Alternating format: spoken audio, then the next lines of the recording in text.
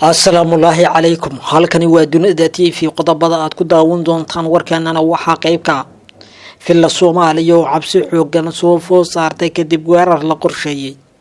gudoomiyaha golaha shacabka oo lagu bahdilay deegaanada koonfur galbeed iyo dagaalka dhan lafti gareen oo bilowday diyaaradihii iskaga kala gooshi jiray Muqdisho iyo gobolka Gedo oo guud ahaanba la joojiyay iyo hanjabaad culus oo gobolka Gedo ka timid iyagoo sheegay inay soo ridi doonaan diyaaradaha ka yimaada magaalada Muqdisho haddii yimaadaan deegaanada gobolka Gedo ciidamada amniga magaalada Muqdisho foojignaan dheeri ayaa la geliyay saacadihii ugu dambeysay qodobadaas iyo qodobo kale oo daasan ayaad ku daawan doontaan warka dunida TV oo diyaar garooba haddii ay tamarkii ugu horeysaan soo booqataan mugaana subscribe saarto YouTube-kan kana mid noqoto saaxiibada ku xiran hasan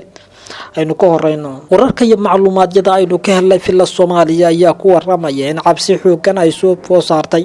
wararka aynu ka helay filla Soomaaliya ayaa sheegaya in heegan la geliyay ciidamada ilaalada halkaasi kadib digniino amni oo loo diray xogaamna oo soo baxaya ayaa sheegaya in laba xarumood oo dawladdu ay leedahay lagu wargeliyay in al-shabaab qorsheynayaan inay weerar argagixiso ay ka fuliyaan mid ka mid ah xarumahaasi ayaa la magacaabay inay al-shabaab la damacsan yihiin iyadoo shaqaalihii la fasaxay isla markaasna ciidamada ku sugan heeganka la geliyay madaxtooyada Soomaaliya ayaa ka mid ah xarumaha loo digay isla markaasna waxaa sidoo kale la sheegay in ciidamada ku sugan madaxtooyada ee amnigeeda ilaaliya aad foojignaan dheeri ay muujinayaan oo kale xarunta labaad ee weerarka argagixisada la qorsheeyay ayaa ka mid ah xarunta ciidanka booliska taasoo lagu wargeliyay digniin amni oo loo diray inta badan weerarada al-shabaab ayaa laga helaa macluumaadyo ku saabsan sirdoonka ku sugan xerada xalane kuwaas oo soo saaray digniin cad oo ku wajahan ammaanka magaalada Muqdisho kooxdani waxa ay sheegeen xalano ku sugan in argagixisadu ay damacsan yihiin inay weeraraan qaybo ka mid ah magaalada Muqdisho oo ay ka fulinayaan weerar argagixiso meelaha digniinta loo diray ayaa waxaa ka mid ah wadada dheer ee isku xirta magaalada Muqdisho qaybo ka mid ah gaar ahaan Banaadir Soobe iyo sidoo kale kiiloomitir 4 halkaas oo ay ku yaalaan xarumo dawladeed madaxtooyada Soomaaliya ee warbaahinta oo ka tirsan oo ka xog waramay waxa ay sheegeen inay dhooda ku arkeen ciidamada oo heegan sare la geliyay isla markaasna ku sugan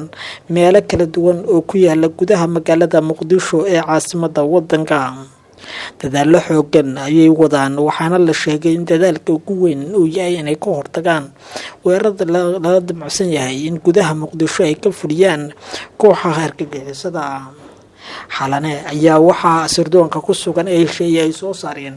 inay jiraan digniino dhanka ammaanka 48 saac aynu ku guda jirno waxaa sidoo kale si weyn looga digay in shaqaalaha qaramada midoobay ay ka dheeraadaan goobaha digniinta la dul saaray kuwaas oo xaaladooda ammaanka laga dayrinayo dowladda federaalka Soomaaliya ciidamadeeda amniga ayaa heegan sare la geliyay waxaana la sheegay in iminka laga doonayo inay ku hortagaan weerarada argagixisada al-shabaab oo si adag dagaalada dalka ka soconaya ay u naafeeyeen isla markaasna laga qabsaday inta badan deegaanada ay ku sugnaayeen waxa la sheegay iminka inay la daalaa-dhacayaan qorshayaal kale oo ay isleeyihiin ku marin habaabiyo warbaahinta adduunka si ay u muujiyaan inay wali weerar geysan karaan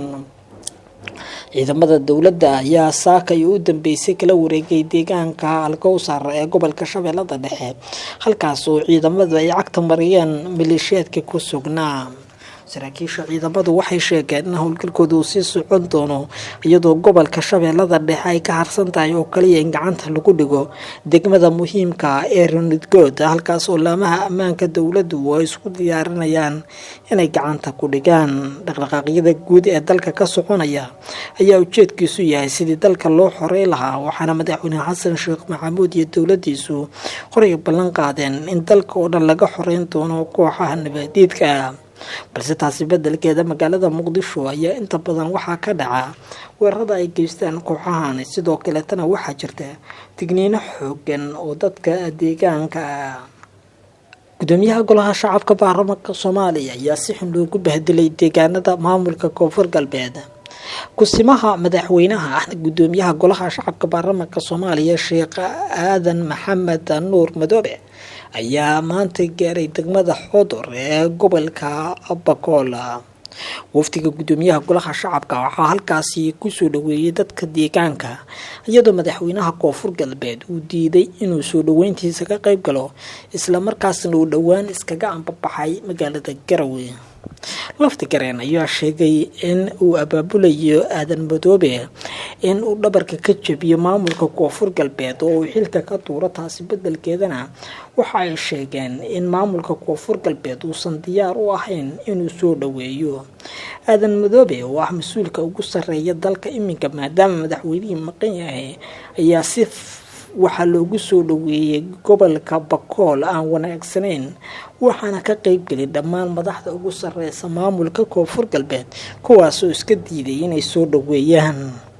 dad badan ayaa qaba in bahdilaada loo geystay gudoomiyaha golaha shacabka ay tahay mid muujinaysa colaadda uu qabo madaxweynaha maamulka koonfur galbeed Soomaaliya Cabdicasiis Laftigareen, kaas oo aaminsan in dowladda Xasan Sheekh Maxamuud ay xilka ka tuurayso oo isku diyaarinayso sidii ay xilka uga qaadi lahayd oo shakhsiyaad dowladda taageersan ay ugu dhiibi lahayd xilka madaxweynaha maamulka koonfur galbeed. gudoomiyaha golaha shacabka waxa uu halkaasi ka bilaabi doonaa kulamo siyaasadeed intooda badanna waxa looga hadli doonaa xaaladaha horumarineed, dagaalka ka dhanka argagixisada iyo sidii maamulka koonfur galbeed isbedel loogu sameyn lahaa. madaxweynaha maamulka koonfur galbeed Soomaaliya Cabdicasiis Laftigareen ayaa dhowaan magaalada Garowe tagay, waxaana halkaasi ka doontay isbahaysi siyaasadeed oo la sameysto madaxweynaha Puntland Saciid Cabdullaahi Dani. isbedelada iyo sidoo kale dhaqdhaqaaqyada siyaasadeed ee dalka ka socda ayuu Laftigareen u arkaa inuu yahay mowjado siyaasadeed oo kusoo wajahan. wax ka yar 10 maalmood ayaa ka hartay xilkiisa sida rasmiga madaxweynaha maamulka koonfur galbeed, balse waxuu rajeynayaa inuu xilkaasi sii haysto muddo 1 sano oo kaleete. maamulka gobolka Gedo ayaa digniin culus u diray diyaaradaha ka yimaada magaalada Muqdisho ee caasimadda Soomaaliya, waxayna gebi ahaanba sheegeen in aysan aqbali doonin oo aysan soo dhigan doonin gobolka Gedo diyaarado ka yimaada magaalada Muqdisho. diyaarad walba oo aysan ogolaansho ka qaadan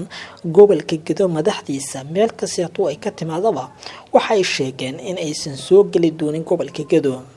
mas-uuliyiin ka tirsan Jubbaland iyo kuwa dowladda ayaa loo diiday inay ka degaan degmooyinka gobolka Gedo, waxayna maamulka gobolka Gedo ku hanjabeen inay diyaaradaasi soo ridi doonaan haddii ay isku daydo inay deegaanada maamulka gobolka Gedo ka arrimiyo ay caga dhigato. si kastaba ha ahaatee, isqabqabsiga xooggan ee ka jira gobolka Gedo ayaa sababay in hakad uu ku yimaado diyaaradihii ka dhex shaqayn jiray Muqdisho iyo gobolka Gedo iyo sidoo kale kuwii kale ka imaan jiray qaybo ka mid ah deegaanada xuduudka la leh gobolkaasi sida dalka Kenya. warka ka daawanaysan dunida TV